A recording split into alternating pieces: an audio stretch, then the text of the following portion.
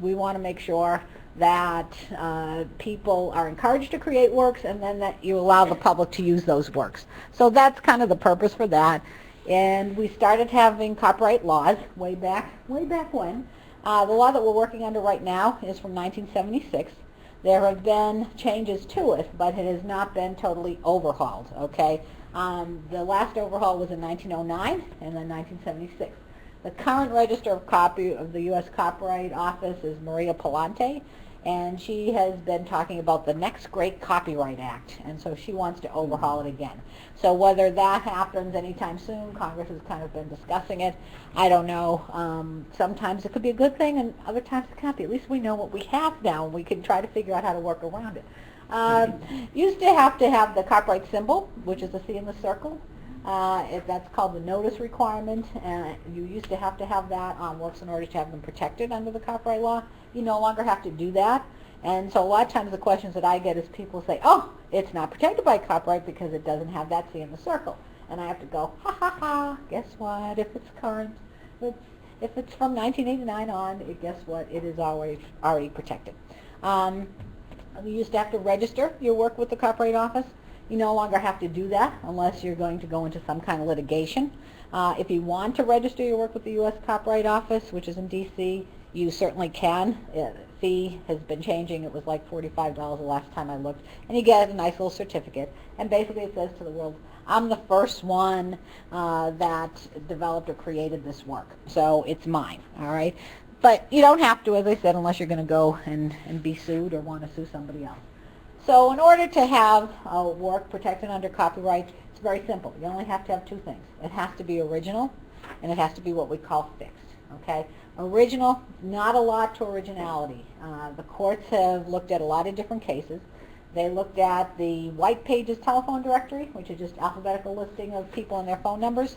They said there's no creativity to that whatsoever. Okay? So no protection for that. It's not protected. But then they looked at the Yellow Pages, and they said, well, that has categories of different professions. So there's a little creativity to that. So we're going to protect that. That doesn't seem like a whole lot to me, but that's okay. That's why I said it's very, very low level. And when we say fixed, it has to be something that you can see through yourself or your machine. And it's something that, like an extemporaneous speech, I'm being recorded now. If I wasn't being recorded and I was just speaking to you folks, that's not fixed, okay? So that would not be protected. But this whole presentation is being protected because it's recorded. And I also have a fixed PowerPoint presentation, so that is protected as well, okay? And you have handouts. Those are fixed because those are in paper. So that is also something that is protected under the law. Here's a whole category of works, and you have them all in your handout, so I won't go through all of them. But as you can see, it's a pretty broad range of works that are protected under U.S. copyright law. And you'll see some examples of these as we go along as well. Whoops, I did the wrong thing. Wrong button, sorry. Jeez. I think what's more important sometimes is what's not protected. And I'll get students coming to me all the time saying, that other student stole my idea. And I said, well, that's nice, but you can't steal ideas. It's the expression of the idea that gets protected, okay, not just the idea itself. So you have to think about that. Titles, names, short phrases, slogans, those things are not protected under copyright law. But if you were using Nike's Just Do It, okay, slogan, that's trademark protected. So you might not get it from one area of intellectual property law, but you could get it from another. All right, so that's, but for copyright it's not protected. An idea isn't protected unless it's put on paper. And unless it's expressed somehow. So it could be a photograph, it could be a sculpture, it could be that. But just the idea, you know, that's. You verbalize. So verbally. You can verbalize it, but unless you have it fixed in something, okay, right, then it's not protected, okay, under copyright. Facts, not protected. So if you have like a standard calendar, that's not protected. Today is Wednesday, that's not protected. Okay, that kind of thing, not protected. Anything that's common knowledge, okay, is not protected, like the chemistry table of elements type of thing, that's not protected. Works in the public domain are not protected. And if the work is in the public domain, it means you can freely use it. You don't have to ask anybody's permission. You don't have to pay any royalties or fees for it. And there's really two categories of works that fall into that. One, you have works that are produced by the U.S. federal government. So if it is an agency within the federal government and they're producing a work, then it's generally free for you to use. If for some reason, and this can happen, that they contract out some work, sometimes the people will try to retain copyright, but you would see some kind of notice on there, whether there's an explanation or something, but generally federal works are not protected.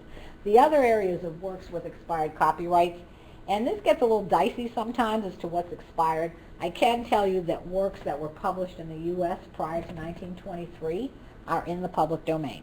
But if it was published from 1923 to the current time, you have to assume, unless you're going to do a lot of research, that it's still protected, okay? So that gives you a little idea. So public domain works, just a couple of examples. You have a work from the Department of the Interior, okay, on your right, and that's the Martin Luther King statue, whatever, in D.C. Use it any which way you want. The one on the left is from the Associated Press. You have to generally pay big bucks to have that if you want to do something with that, okay? So I always say to folks, you know, why don't you look first at what might be available through the government, because then you're not having to worry about getting permissions for anything or paying fees. And then if you can't find something, then you can go the commercial route, but always try for that. So expired copyrights published prior to 1923. So we have Velveteen Rabbit, favorite of all, published in 1922, now in the public domain. Okay, use that any which way you want. There are people who said, oh, that's such a great one, I'm going to do some more things with it. I'm going to adapt it. I'm going to add some things. I'm going to put some new images on there. All right? What happens, and this will, I get lots of questions on this, is once something's in the public domain, generally, it's there, okay? It does not then get other protection. And people sometimes think, oh, if there's an adapted version, a new version, it's now going to be protected. Not so. Only what is new in the adapted version gets protected. Anything that was in the original 1922 version is public domain. So it doesn't matter whether you use that one from 2003 or 1922. If it was the same in 1922, then that's public domain material. What would be protected was just anything new they added at that point, okay? So lots of exclusive rights for copyright holders. And you're all copyright holders in this room, right? Anybody not own a copyright? Raise your hand. 2 people? Oh, please. Do you ever take a picture? Yes. Do you ever write a note to anybody? Yes. You're a copyright owner. Look at all the copyrights you have. You too, right? You must have done that once or twice in your life, right? Okay, so you're all copyright owners, and you have these exclusive rights. So you can make copies of your work, you can give your works away. If you want to publicly display something, maybe it's a sculpture or art or something like that, you can do that. If you want to perform something publicly, you can do that. You can create derivative works. Those are all your options, okay? Those are your rights. Look at all those rights you have. Look how many copyrights you have. We probably have hundreds of thousands each that we don't even know about, right? Of course, they're probably not making us lots of money, but that's okay. We can't retire on them just yet. But you're all copyright holders, and you have it for a really, really long period of time. Because right now the law is you own that copyright for your entire life, and then 70 years after you die. All right? Long time. Too long. Too long, okay? I think that's probably going to be extended even further, because the law changed in 1998. And we added for Disney. All Disney. Mickey Mouse. Well, I think there's other people that are going to jump on that bandwagon. Because Mickey Mouse was set to go into the public domain. Disney didn't want that because they make lots of moolah on that. So they lobbied Congress, and they were able to get another 20 years added. Because it used to be life plus 50, now it's life plus 70. It was challenged, that amendment to the copyright law was challenged, went all the way up to the Supreme Court, and the Supreme Court said, guess what? In the Constitution, it says you can have your copyright for limited times. Life plus 70 is limited. So you can have life plus 300 years, and that's still limited. What you could not say is you can have your copyright forever, because that's really, we can't define forever.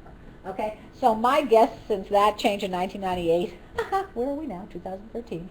All right, so they're going to be back on Capitol Hill, and they'll probably extend it more. So if you're the copyright owner, that's a good thing. But if you want to use somebody else's copyright, that's not so good unless you have something that can make you really, really happy. So just to go through, you are the copyright owners of all kinds of things. If someone infringed on your copyright, which can happen, you can be liable for a lot of things. A lot of money damages. That's what's typical, is that you harmed me, you harmed the market for my work, and you need to pay up big. So there's a couple of ways you can get money. There's statutory damages, so the law actually defines a range of money that you can be owed for each infringement. So it can be from $200 to $150,000 per infringement, all right? They can, if you're producing illegal copies, pirated copies, they can take the copies, they can stop you from making those copies, and there are provisions that if you can actually go to jail for this. So a lot of things that can happen. Students get, very cavalier about sharing a lot of their downloaded stuff, whether a lot of times it's not really legally downloaded. It kind of won't go there, but it's not. And so they think, nobody's going to catch me. Well, surprise. Recording industry is notorious for going after folks. And there's one fellow out of Boston University who has been thumbing his nose at the system for a while. He's been sued. He's taken it as far as he could go.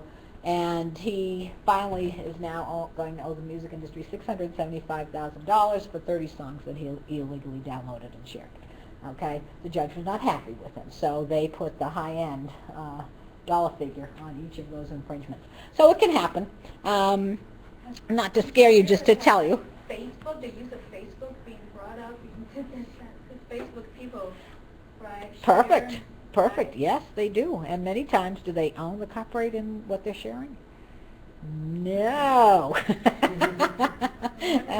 Yeah. You start thinking of all the different social media sites that go on and what happens with the sharing. Now, if you're the copyright owner and you see that somebody posted a picture that you had taken, let's say, and you didn't want them to do that, generally what you do is you contact them and say, hey, that's the copyright, belongs to me, take it down. And most times people will say, okay, that's fine. Other times people say, make it. And then you say, all right, I'm going to have to sue you then. And then that's when the lawsuits actually start happening. All right. For something like social media sites too, is that there's a whole terms of use that you have to agree to when you're using any of these ones, whether it's Facebook, YouTube, Twitter, or any of these things. They all have a terms of use. I don't really read them myself half the time, but you are bound by those terms. So you also have to be aware of what rights they are going to take from any of the images that you post on there as well. Okay? So just a little sidebar on that one. All right, so now you're going to go from being the owner to being the user. And you did use somebody's copyrighted work, and you said, I did use it, but I have a defense, and my defense is probably going to be fair use. So we're going to spend a few minutes on fair use because we love fair use. That's our friend. That's my favorite exception out of all of copyright. Reason I like it is that it's very flexible. So you can apply it whether you're in business, whether you're in education. You can apply it to whether it's a print material, whether it's digital, whatever. And so that's what I really like. And what it is, it's a 4-factor test. So you look at each factor and you weigh it. And it either weighs in favor of fair use or against fair use. And then you add it up. And if you get 4 factors in favor, you're good to go. That's awesome. Go ahead and use it. Don't have to ask for permission. You don't have to pay any money for it. 3 to 1, still good. But sometimes we get to that 2 to 2 tie. And then you have a decision to make. Do you want to just put yourself out there and maybe have someone sue you for that use? Or do you want to be very conservative and say, gee, I'm going to ask for permission for that use? It's going to be up to you at that point. If you only have 1 factor in favor, you probably either want to rethink your use or redo the 4 factors or something like that, okay? But just be aware there are 4, and 1 supposedly does not have any more importance than the other. But the first factor is purpose and character, And there's also called something transformative use that comes out of that. And I'm going to go through all of these with you. But then there's the nature of the work, the amount of the work, and what we call the market effect of the work. Okay? So when you're looking at the purpose and character, a lot of times if you're using it in an educational setting, we win on that first factor at least, because if it's for educational purposes, that's what fair use is about. People want you to use works for educational use, for criticism, commentary, all of these good kinds of things. And it's generally a nonprofit educational institution. That's what we want. If it's for a commercial venture, okay, or for profit, something like that, then that's going to tend to weigh against fair use, all right? But if it's an educational nonprofit environment, that's good. We usually win. So the first factor is probably the easiest one sometimes to look at. Whoops, I keep pressing the wrong thing here. Next one. See, backwards. All right, the nature of the work. Remember I told you facts are not protected under the copyright law? So if something is factually based, then that's going to weigh in favor of fair use. The more creative a work is, then that's going to have more protection. There's also another piece to this as to whether a work has been published or not. And when a work is published, the law looks at it very closely. Because if you're writing something and you just want to share it with your family or a few friends, that's not published. But when you say, I want the world to see this, and you post it, you get a publisher, you do whatever, then that's another intent. You want everybody to see it, okay? If someone comes along and they take your diary or something and then post it, that's never really officially published because you never had that intent. Someone basically stole it, whatever. So the courts look very closely at that too to see whether someone really wanted that work to be published or not. So there's a case with J.D. Salinger, who famous author and whatever, and he had donated, he had written letters to a lot of people, and they had then donated them to different archives at universities and whatever, and people wanted to use those letters and just reproduce them. He still owned the copyright to those works. Just because he sent them to somebody, it did not automatically transfer copyright to those people. So there was a huge fight, and part of the reasoning that the court sided with Salinger was that on the fair use argument, they said, you know, this was unpublished. It's not supposed to be published. He does not want it to be published. So that's something that you have to really consider when you're looking at things as well. The third factor is the amount factor, and there's no magic number for that. Everybody wants me to say, oh, I can use 10%, I can use 1,000 words, I can use, 3 minutes of a movie, whatever. Really, there's no magic number. If it's a small amount, it usually weighs in favor, large amount against, all right? There's a lot of guidelines out there. Purdue University does not recognize guidelines, just so you know. We have it in one of our policies. We don't recognize it because a lot of times it's too limiting. We might be able to use more than what the guidelines suggest. So that's why you need to look at each case and make a decision for yourself. The other piece to the amount is what's called the heart of the work. And sometimes you could use a very small amount, but it's so important to the whole core of the work that they'll call it the heart of the work. So if you use that, it could be way against fair use. And I'll give an example. If you have a 10-second video of a volcano erupting, and it's the 10th second that you see the volcano actually erupt, first 9 seconds just kind of lead up to it, and you use that 10 seconds, that's the heart of the work, because the courts will have said, guess what? That's the only thing we wanted to see. We didn't care about those first 9 seconds. We only wanted that 10th second. So that's something, again, be aware of. If you're the one that's using someone else's work, you should be aware of what's considered the heart of the work. The last one is the market effect, and the courts look at this to say, okay, is your use going to substitute for purchasing that original work, okay, or your product that you're making, whatever? Is it going to deny the copyright holder any kind of royalties and whatever? Would it make sense or not? Many times we're using someone's work and there would be no expectation that we would have ever purchased their work to begin with. So it would never be any kind of market harm, but it is something that you have to think about, that if, oh, I have a copy, I love this. This is so great. I'm going to make 100 copies of this, and I'm going to give them to all my friends, whatever. Guess what? Maybe they might have purchased it if you hadn't just given it to them. So you just have to be aware that if it's something that it could actually harm the market, then it would weigh against this, all right? Sometimes there's licenses available for use. The courts look at that. what's available in terms of licenses out there. So think about that when you're looking at fair use. So we have just a few examples here of fair use in action, because I love fair use in action.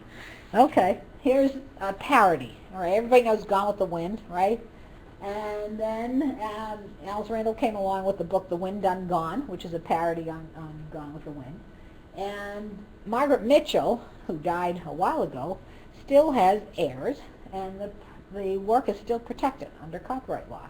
And they are very vigorous in defending Margaret Mitchell's or their copyright now. So when Alice Randall came along with this, they said, "Oh, you are harming our market for all of these different spin-offs that they had planned with what happened with Red and what happened with all of them." And so she said, "This is a parody, and under copyright law, I am supposed to make commentaries. I'm supposed to have criticism. I'm supposed to do that. That's part of what this is about." This went through all courts and all that kind of stuff. They finally settled, so we don't really know exactly what happened. But the judge urged them all to settle because he felt very strongly, I think, that the Margaret Mitchell estate would probably lose.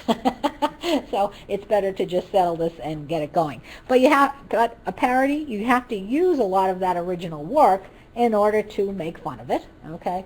And so the courts look at that, and they recognize that as well, okay? So that was one. Everybody remember Demi Moore with this one, okay? And then you have our friend Leslie Nielsen who did that. And Annie Leibovitz was the one who had taken the picture of Demi, and she sued Paramount Pictures and said, "This is just wrong, it's just wrong." And they said, "It's a parody. We're just making fun of all this kind of stuff." And so Paramount Pictures won. Leibovitz lost, okay? Because they said, this is fair use. This is what this is about. We want people to be creative. And that's what was being creative by Paramount Pictures. This is one of my very favorites. This is an artwork. This is called Enchilada Barbie. So they're Barbie dolls, and they have cheese and tomato sauce, and obviously in a pan and in the oven. So the artist was making a comment about how he didn't think people were treating women fairly, and in particular Barbie doll was setting a stage for young girls that he didn't think was appropriate. So he has a whole series of them. There's like Blender Barbie, and there's all kinds of things. Enchilada is kind of my favorite, so I go with Enchilada. But anyways, it's something where Mattel, who makes Barbie, do you think they were pleased with this? Not quite. Not happy with that. So they sued the artist, and guess what? The artist won. I mean, I think the judge is still laughing, saying, "Really? Do you think this is going to impact your market by having Barbie in a pan? Who's going to see that? You know, that's probably going to purchase this slim to none, and this is artistic creation. This is what fair use is about. We like it. We want it. We're going to keep it." So that was one. We have another one, Blanche V. Coons, an artist who just keeps trying. He keeps getting sued. He finally won on this one, so I took the winning argument instead of all the losing ones he had. There was a picture, this photograph on the left-hand side of Gucci sandals, okay, and that was in a magazine. And he took that and he incorporated that into his artwork. And if you look closely, you can see the Gucci sandals in there, but he also added some bizarre things, donuts and Niagara Falls and whatever. What he was trying to say, I don't know, you know. I like just very straightforward art that I understand what it is. But anyhow, but this was time when he won, because the judge said, you know what? He incorporated into it. He made something new out of this. And nobody would mistake one for the other. And so that was something where he finally hit the ball out of the park on that one. This is one of my favorites. Okay, anybody recognize those two fellows here? Anything with George Clooney I try to get in, because I love George Clooney. Okay, at that point that was Senator Obama. It was not President Obama. And here was a picture taken. It was at a press conference, a hearing, or some such thing, okay? And then we had an artist by the name of Shepard Fairey who came along and created this Hope poster on the right. That was pretty much Obama's 2004 campaign poster, okay? It's in the National Gallery of Art now, whatever.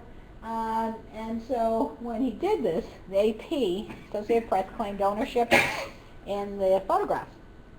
And they said, you're not allowed to do that, and we're going to sue you. So they sued the artist Shepard Fairey. Then what happened is that you had the actual photographer come out of the woodwork, and he said, AP, you don't own that photo, copyright in that photo. I took the photo. I own the copyright. I signed an agreement with you that you could use the photo, but I never gave you or assigned you my copyright. So I'm going to sue Shepard Fairey too. So anyway, so everybody jumps on the bandwagon. Eventually AP bought out the photographer, so that's fine. And so then they're with Shepard Fairey, and they're suing back and forth. So I'll just ask you, how many people think that what Shepard Fairey did was fair use? You can raise your hand. Oh, we have a couple of, see, that's what fair use, you just don't know, do you? Okay. Well, then you have to start thinking. If you start going through all the factors, what was the purpose of the use? Was it commercial or non-commercial? Commercial. Okay, so Fairey would probably lose on that one, right, for his fair use argument. Second one, what is the nature of the work? Is it very factual? Is it more very creative? What would you decide? Yeah. Creative. Okay. All right. Well, and see, that's in the eye of the beholder, right? So you could, maybe he could have won on that factor. Then you have the third factor, the amount. Okay? How much did he use? What would you say? If you're giving me a percentage, how much of the... Kind of George Clooney. There you go. There you go. Now, see, I would consider George Clooney the heart of the work, but that's just me. And he cut him out. But anyhow, who knows, right? I mean, you'd have to look at the original photo, because it's not just the picture of Obama. It is the entire photo. So how much did George Clooney take up? How much did all this other stuff take up? So when you're looking at the amount, maybe it could be fair use, maybe not. And then you have to look at the market effect. Okay, final factor. How much market effect do you think there was in terms of harm by having Shepard Fairey's out there? For that original photograph, you have to understand, that's the work in question. So do you think by him making this poster, this image, out of a portion of that photograph, that impacted the market for the photograph? Do you think people who would have bought that photograph would have said, oh, I'll just buy the poster instead, I don't need the photograph? I personally wouldn't, because it doesn't have George Clooney in it. That's okay. All right. Anybody, what do you think? Well, no. Okay. So maybe Shepard Fairey could have won on fair use, potentially, right? But we don't know, because what they do, they settle. They settle out of court. And always the terms of settlements are confidential, except somebody always leaks something. So it's my understanding, now I don't have the facts to back it up, but it's my understanding that what they decided was that AP said any of the profits that Fairey had made prior to the litigation he could keep. Any future profits would be split. So if they wanted to put that whole poster on a sweatshirt or to do anything with it, that AP would get some money out of it as well. So that's my understanding of what they did. Did he admit to using that image after? There was a lot of argument about what he actually used. When this first came about, he got some very high-profile free legal help out of Stanford. Larry Lessig is a big copyright guru. He used to be at Stanford, now it's Harvard. And then they were going to bat for him, and in the middle of all litigation, he admitted he lied about what he used and what he did. They backed out as free legal counsel, and then he had to pony up bucks for somebody else to come in and take over. So there's still debate as to actually what he used or what he didn't use. So I don't care about it. I care about it if I was litigating it, but for purposes of the fair use analysis, it works. But you're right. We don't know. We don't know what he did. So he's just a little devil there. Okay. Anybody see Hangover 2? Okay. In Hangover 2, one of the actors has the same tattoo as Mike Tyson. Mike Tyson got this tattoo, and so they painted it on the Hangover 2 actor. Well, the artist who created the tattoo's name is Whitmill, and so he said, excuse me, I own the copyright of the tattoo. I don't recall giving you permission to use my tattoo that way, so he sued Warner Brothers. And who knew? I never knew tattoos were protected like that, but they are. And so, I just have to ask, would it be the tattoo artist or the tattoo well, holder? it's the artist. It's Artist. all The artist, owns the it. artist Okay. that owns it, yeah, Makes owns the sense. copyright, yeah. So unless he assigned the copyright to Mike Tyson, which he did not, he owns the creative work. So they two settled out of court. Question, yes, I'm So sorry. pretty much with any tattoo that anyone has on, the artist is the one that owns it, even if I came up with my own design. If if you would be the artist then. If someone is No, just he drew it, but I gave him the ideas, but that was... well, if you already, but if you had written down, okay, you had sketched out your work Mhm. and I said to did. the It was a tattoo bad art, sketch, but said yeah. to the tattoo I'm not judging.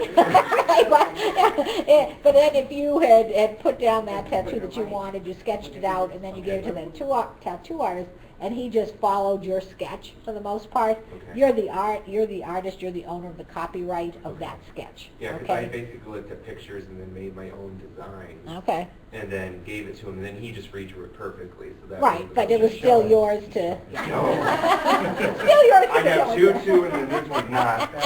See, well, there you go, see? So you have it here. But the judge basically had said to them, you better settle, you know, because what Whitnell had done, and he did laugh at Whitnell. Whitnell said, I'm going to stop the release of Hangover 2. You can't put it out there. And the judge said, of course we can. They spent a lot of money, but I suggest the two parties sit down and chat, because guess what? Whitmill probably is going to win, so I think he went away a very happy person, because I think he got mega bucks from that. Okay, so there's all kinds of fun stuff that go on with that, but that's fair use, kind of in a nutshell, is how you apply it. Okay, some of the different things that go on. I'm not going to spend a lot of time at all. I know you have lots of questions. I want to get to those. But I always like to touch on the education exceptions, and there's basically two. It's what you can do in face-to-face class, like we're doing now, and what you can do if it's online. Okay, if there's any kind of digital transmission, you're transmitting copyrighted works. And so when you're in classroom teaching, you can pretty much do anything you want in terms of what they call performances or displays. So you can hold up material, you can read it, you can do lots of fun things. Pretty much as long as it has something to do with the curriculum. Okay, one thing you want to stay away from is if you're in the classroom and you're bored and you say, I don't want to talk to these students again, I'm tired of them, it's the end of the semester, and you bring in, you know, a Blockbuster video or Netflix or whoever it is these days, and it's just for entertainment purposes, then that's probably not going to fly. Okay, so it really has to have something to do with the course. But you can pretty much do what you want in the classroom. That's the sweet part. I put those on your thing, so you should have it. These are the actual definitions of what display means and what perform means. We don't have to go through that. But the other flip side to that is what can you do when you're in just a digital classroom? And they changed the law back in 2002, and it's called the Teach Act. It's part of the copyright law, but it kind of has its own name, and everybody kind of says, ooh, what is that? And that's what allows you to transmit a copyrighted work digitally. The problem with Teach is that you have to have there are a lot of requirements, and you have to meet those requirements. We're not going to go through all of them. It can be very burdensome as to what it is, but you have institutional requirements. We meet all the institutional requirements because it's basically you have to have a copyright policy, you have to provide copyright information to your faculty, staff, students, and relevant staff. So we're good there. Technology, we try to do the best we can with it because it usually says reasonable, to make sure you've made reasonable efforts to protect that copyrighted work. It shouldn't be given to anybody other than students who are enrolled in the class. You try to protect it from any kind of downstream distribution, that's fine. Instructors have requirements too. It's very easy to do things online, and so if you had an art history course, you could just have students looking at 100 slides, whereas in the classroom, you probably wouldn't show 100 slides in the classroom, would take up too much time. So what the law says to the instructors is, look at what you do in the classroom and look at what you do online. And you want to try to keep them balanced. You don't want to do more online than you would in the classroom in terms of using copyrighted works. The materials, similar in the sense that if you're not going to use the materials in your face-to-face classroom, you probably don't want to use them in an online environment, okay? They try to do that. I don't say it's a good law. I'm just saying it is what it is. So just be aware, it's another exception to the law, and we like that. We like all the options we can have, but I always say to folks, if Teach doesn't work for you in an online environment, there's always fair use. It doesn't mean if you use Teach, you can't use any other exceptions. You want to be able to use those. So I always say fair use because, as I said, it's very flexible, and I just think it's a great one. A lot of things going on in copyright world. The big thing right now is Georgia State University case. Anybody who has e-reserves will know all about that. Publishers got together, funded 50% by the Copyright Command Center to sue libraries. I always have to put that out there. And the other people who paid for it was the publishers, the Association of American Publishers. Between the two of them, they convinced Cambridge University Press, Oxford University Press, and Sage Publications to sue Georgia State University because of their e-reserve system. The case has been a long time, started in 2008. We had a decision back in 2012, I think, 2012, yeah, what year you're in. And that was out of the District Court, 11th Circuit in Georgia. Publishers lost, so they've appealed. I'm hearing that we should hear more about that appeal in November, but I don't know. But what ended up happening was the judge had them restrict what she looked at to just 2009. She only looked at books, not journals. And she did a whole fair use analysis for each work that they had brought forward. It ended up she applied fair use to 75 different works. And I think it was 75, whatever it was. But Georgia State lost only 5 of those.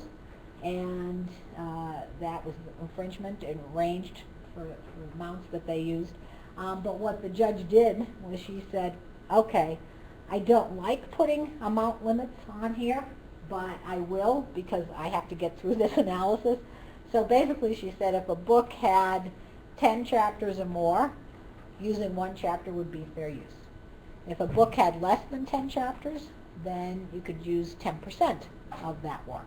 All right. So it's something that people are kind of seeing, all right, maybe those are the numbers that we have to look at. I'm not putting a whole lot of emphasis on it in terms of us at Purdue. If you have e-reserves, I still say we look at each thing individually, see what it is. There's a lot of intricacies to the decision that has happened, but it might all go out the window anyways because we don't know what the appeal is going to be. So we'll see. But it is what we call 11th Circuit case. Purdue and Indiana's in the 7th Circuit. So we don't have to follow what 11th Circuit does.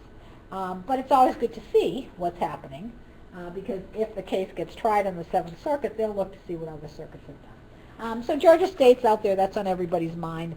UCLA video streaming case was another one. This was just a really bad case legally. But you had UCLA that was streaming video to the students for their courses and so on. The company that they had first purchased and then licensed videos from sued them and said you're not allowed to do this.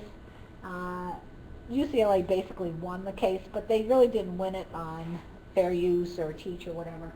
In many ways, it's just that it was very badly defended, or badly prosecuted, I should say.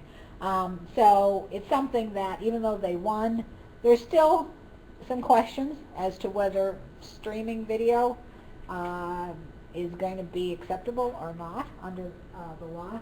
We have a lot of good arguments out there that it falls under fair use, that it can fall under Teach. So it's not that it's out of the range of things that we can do, but just be aware it's not settled law at this point, so there's still lots of questions. Orphan works is another area that we're running up against. So you have works that are still protected by copyright, but you can't either identify the owner or locate the owner to ask them permission if your use falls outside the exceptions. So then what do? And you have to decide, do you want to go ahead and use it? And if the copyright owner comes forward, you get sued. Are you willing to take that risk? Maybe you can find something similar so that you can find a copyright owner, or maybe you just need to not use it if you think that the risks are going to be too great. But that's something that if we get a great new Copyright Act, that would be one of the things that would be probably front and center of how to address this. Congress has had some proposed legislation before them several times, and it's just died. So who knows? We'll see what happens with that. But just some of the things that are out there. I also like to point out that copyright doesn't live alone here. Contracts or licenses play a big part in what we do, especially if you're in libraries. We have license databases and all kinds of things. And you have to look at what that license says, because that's going to really many times take priority over copyright. So be aware of that. We have privacy rights, publicity rights, and that is creeping up all the time. Students take pictures of people and then post them all over the place. If it was in a public setting, they're out on campus, take a picture, no big deal. If they're in their dorm room and they're taking a picture and posting it, they can be violating someone's privacy rights, okay? So you just have to be aware that there's all these other things that come along. Trademarks, you're getting more and more problems with having trademark and copyright issues kind of blending together. So that happens all the time. And then there's something that's plagiarism. A lot of times people mistake copyright infringement for plagiarism, but they're two separate things. If you plagiarize something, it means you haven't cited your source. You can cite your source and still be infringing because you could have taken the whole thing and just said, yes, I did. I took all of Mike Tyson's tattoo. There you go. And I cited it, but, same thing. So that's just a little slide about copyright versus plagiarism. I mean, copyright's a federal law, and, there's a lot of ramifications for it. Not that plagiarism is good, but there's no federal law around it. It's ethical, and you can have some other issues that come along with it. But just don't confuse the two, because that won't be bad. So if you're in the classroom, okay, you want to look at what you have to do here. Look at fair use, look at the education exceptions. Those are options to you. Always start thinking about restricted access when you're in that online environment. That's one of the biggest keys. Who has access to it? If it's a very small group of folks that have access and you're claiming fair use, look at the market effect. Probably not going to impact the market if there's only a few people that have access to it. So that's something you have to think about. You're also all copyright owners, so be aware that you are copyright owners and you want to manage the rights of that, whether you're writing a paper, whether you are taking a picture, whether you're making a video, whether you're an artist, you own that copyright. And my friend over here that has the tattoos that he did that, maybe you want to sell it sometime, who knows, but you don't want to transfer it to anybody else unless you know exactly what you're doing with it. So just formulate your strategy. I always say to folks who get very overwhelmed by copyright issues, first thing you have to ask, is this protected by copyright? Okay, maybe it's a government work, it's not protected. If it is protected, what options do I have to use it? Okay, it could be fair use, it could be education. There are library exceptions we didn't go into, but you could have one of those. And if your use doesn't meet any of the exceptions, then you're going to have to ask for permission to use it. My advice, always ask for it in writing, because then you have something to prove to the court should somebody sue you. But if someone says no, no means no. It doesn't mean, oh, they didn't mean it. I need to still use it. Okay, so you have to just be aware of that as well. So just some of the basics there. Now, that's kind of it in a nutshell. I know I went, I want to make sure we get to questions, because Dorothy told me she has 3,000 million questions, right? Am I close or what? And they're all on interlibrary loan. Go ahead. In interlibrary loan, of course, we have articles of books we borrow from other universities around the country. Right. So, if we get an article from another university, we're not violating any laws at all. No. Okay. No. Now, another thing, if there's an article on Google Scholar, we don't have a subscription for the article, but another university or library posts on Google Scholar. Can we use that work, or how can we use that What work? are you going to do with it? That's always my question. Can we send the link that's posted I on? love you, Dorothy. Yes, links are good. I always encourage you, if you can link to something, link to it, instead of reproducing something and then giving it away or doing whatever it is, distributing it, doing whatever you're going to do. Especially something as simple as Google Scholar. Everybody pretty much can get into that. It's not any kind of restricted access. It's not a database type thing that you have to, pay money to access or whatever. So if there's something that you find on Google Scholar, here's the link, go to it. And then the liability is off the libraries from that, because then whoever gets that link, whatever they do with it, that's their business. But we can't send them direct article from Google Scholar. I would recommend that you don't, I would recommend that you send the link, okay? The difference would be, is it that someone doesn't have access, computer access to it, and you need to get them that article, then I would say, okay, that's fine. But in today's world, there are very few people that cannot get to a computer to access that, okay? Okay? Are you going to go down your list?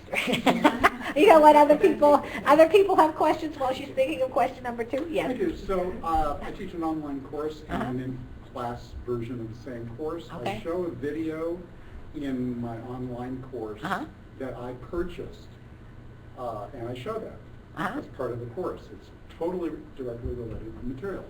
I would like to show that to my distance learning students so they have the same advantages as the in-class one. So I put that online. It's an MP4 version. It's not streaming. And I'm thinking fair use, educational purposes. Okay, I think I can do that. But it's an MP4 that students are downloading and now have a digital thing. If they now sell it or give it away or whatever, are we in legal jeopardy? Or is the student in legal jeopardy for it? Both. Well, Everybody that's gets true. sued. That's the, everybody gets sued. That's the fun part. Everybody gets sued. Everybody gets sued. Not, well, they get screwed and sued. Okay, so you get both of them in there. A couple of things you'd have to ask yourself. Okay, when you're doing that online version, as I said, when you're in class, generally speaking, you know, what you can show that movie, that's not a problem. All right, we'll go back to when it could be a problem. But for now, let's pretend it's not. All right, now you want to stream this.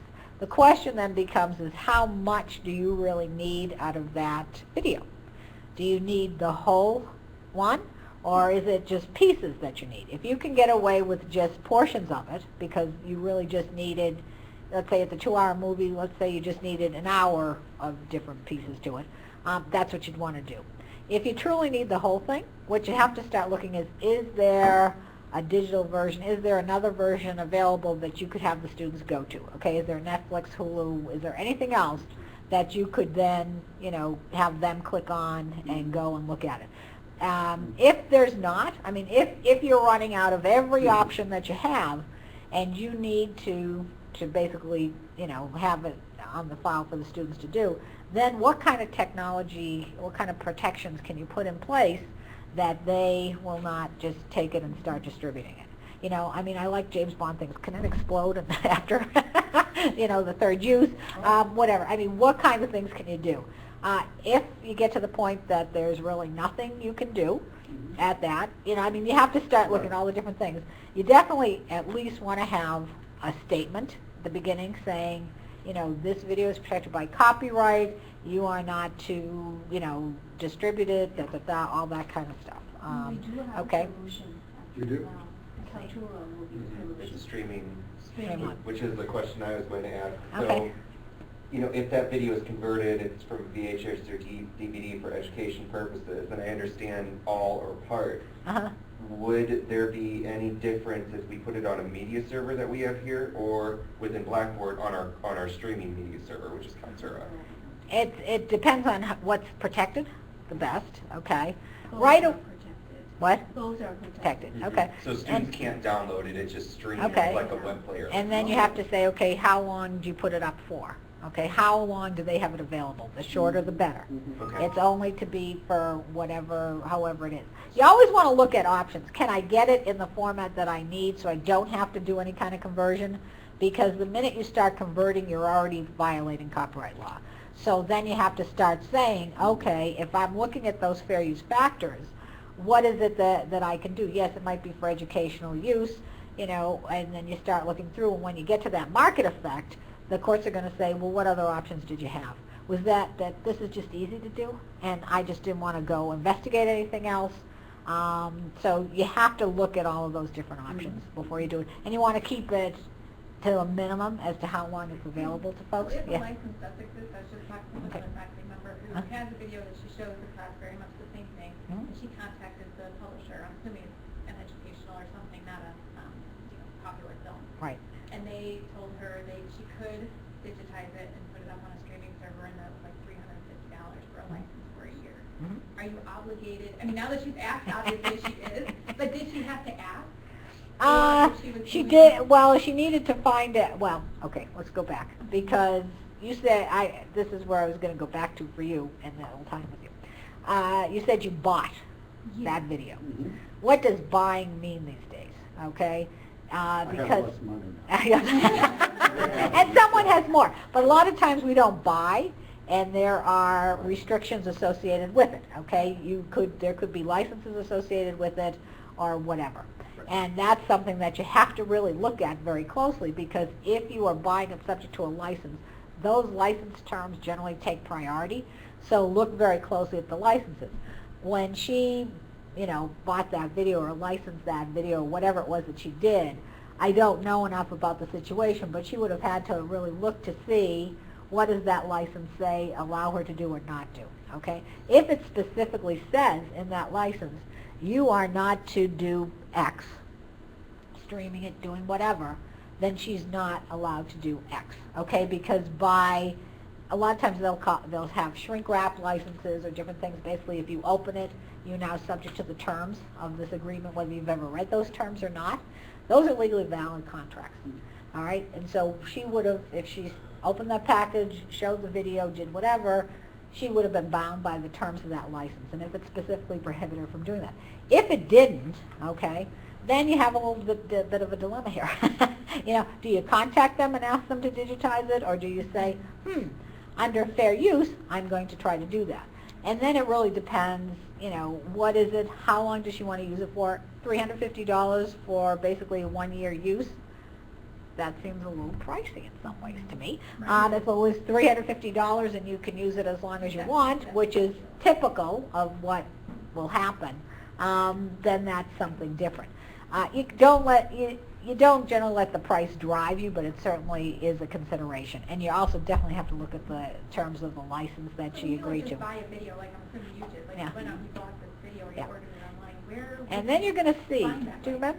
Well, no. If you just bought that video, right? But you went into, Walmart and bought a video. I don't know. I'm pretending. Okay. Right. So you did. You bought it. What happens when you put it in? What is one of the first things that you see? The FBI's warning. FBI's warning. This is for home use only, right? You get all of those. This is for home use only. So if you show it to an audience, you're in violation of that anyway, but we're assuming fair use. But we're going to argue fair use, and that's exactly what it is. We're going to argue fair use, okay? Because what he's doing, just you get to be the whole guinea pig for all of this, the good poster child and the bad poster child.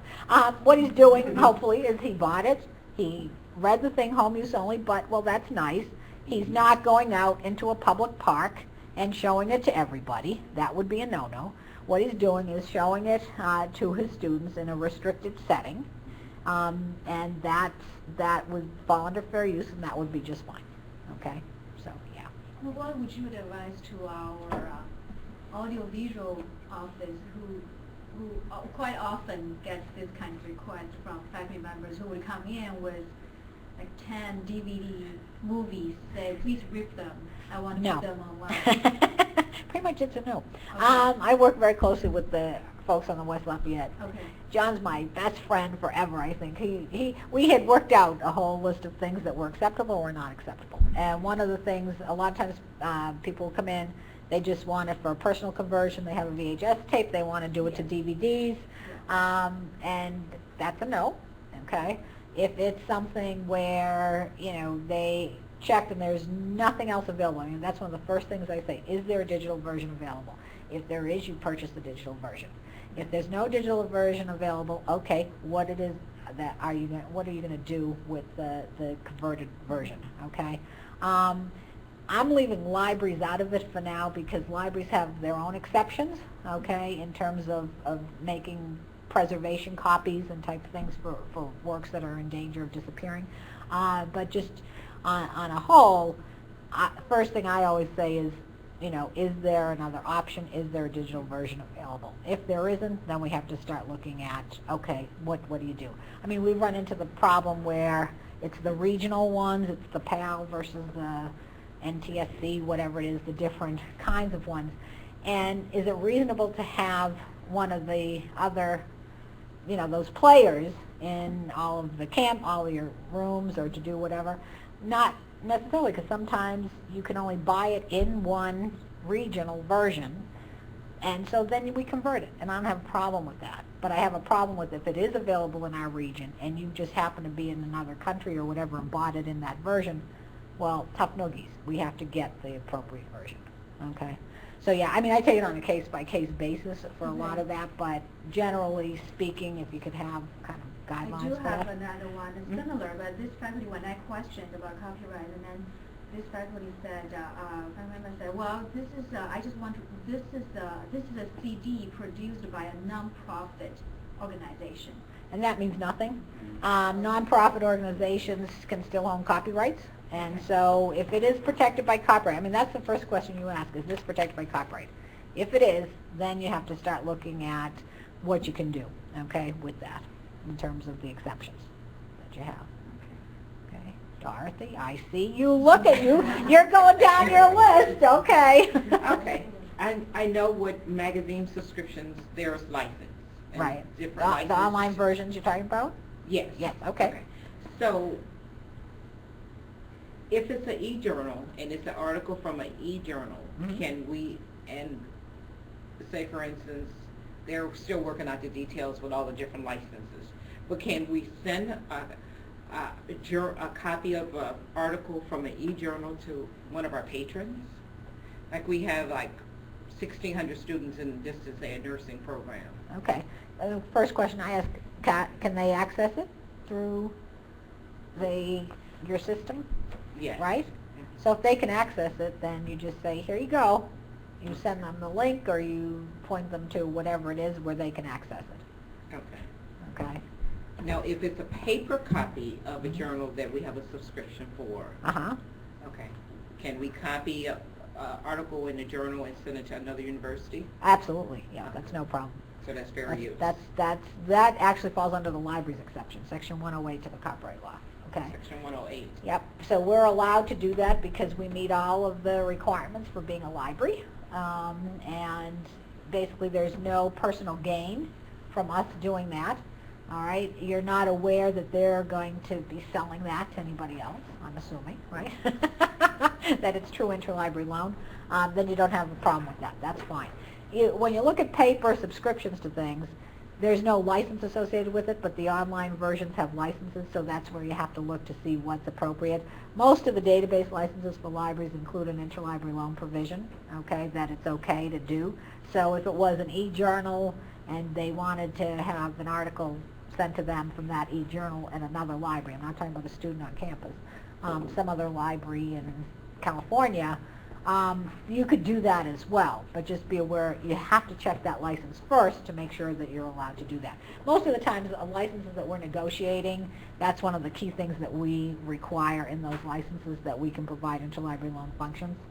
So unless it's something really funny ducks, generally it would be okay, but check the license first. Yeah. Okay.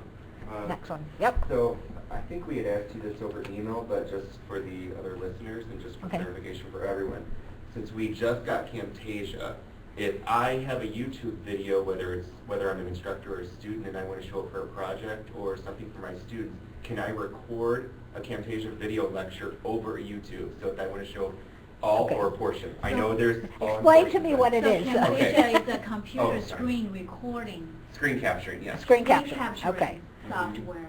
So you capture the video. Professors are using Camtasia to record their lectures, like Right. what we're To post doing in the now. learning management system. So, Okay. and then quite often, if it is in a face-to-face setting, they would give a lecture and then they would pull up the YouTube video, video right, and show. right. Now, if it is online, they will record their lecture and then also even they want to bring in that YouTube video Right. also to Right. put in as Okay. a part of the lecture. Uh-huh. And that's they do generally that. fine because you're going to have restricted access to that lecture for the most part. Am I Yes. correct? Okay. Yes. Yeah, and that would be fine. What is not fine is if a lot of times everybody's doing MOOCs, okay, massive open online courses, that there's no restriction as to who can take it.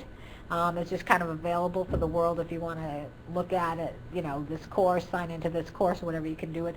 That would not work in that situation, but when it is a restricted access environment, that's fine. You can do that, okay? Yeah. The thing, The YouTube video, so if Yeah. I'm showing how to do, a financial something in Right. Excel, and then I jump in and say, okay, this is how you do X, Y, Z, and then go back to the Excel, that's Right. fine as long as it's Even though the within the YouTube standard. video is done by somebody else. Correct, correct. Do you not- Because do you that's have going to give be, credit to you always have to the give original credit, author? but you Okay. always have to give credit because that's part of the plagiarism piece. So you always give credit. I don't see that there would be a problem either under the education exceptions or fair use for that if it's something that's truly needed. You know what I mean? A lot of times we'll use it just for humor because it's like, I want to make the class laugh because that's going to be very engaging. It has nothing to do with the topic. You don't want to encourage that, okay, because there's no educational purpose to that at all. But if it's something that they need to show to the students, then it's captured that way, that's going to be okay, all right? And another question, which I know we've asked you, but there's two cases. In Blackboard, if an instructor is no longer with the university and they have material that, well, first say it's non-copyrighted, is that owned by them or the university? I'm not, I know we I'm have not, to go over email, I'm but I'd not rather going just get the down that clarity. road. That you have to look, I don't deal with ownership of works created at Purdue. How do you like that one? You have to actually look at Purdue's intellectual property policy, which is 1.8.1. I know it now. I know it now. I know, but I'm not allowed to tell you that. But anyway, I think you need to look at it to see, because there are exceptions where generally Purdue will retain license to that work for a certain period of time for them to use it, okay? Even though it's posted in the LMS?